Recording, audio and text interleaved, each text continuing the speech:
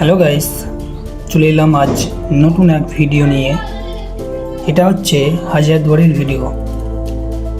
এই হাজারদুয়ারি 1829 সালে নবাব হুমায়ুন শাহ নির্মাণ করেন এবং এর নির্মাণ কাজ শেষ হয় 1837 সালে।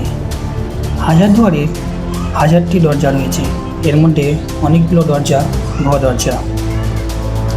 আর অপর পয়েন্টে যারা একটি দেখতে পাচ্ছেন সেটি হচ্ছে ইমামবাড়া। এই ইমামবাড়া 1847 সালে নবাব মনসুর আলী খাঁ নির্মাণ করেন। কিন্তু এর আগে যে ইমামবাড়া নির্মাণ করেছিল সেটি হচ্ছে নবাব সিরাজউদ্দৌলা নির্মাণ করেছিলেন। বলা হয় এই ইমামবাড়া কাঠের তৈরি। কোনো এক অগ্নিকাণ্ডে এই ইমামবাড়াটি ধ্বংস হয়ে যায়, তাই 1847 সালে মনসুর আলী খান এই ইমামবাড়া পুনরায় নির্মাণ করেন।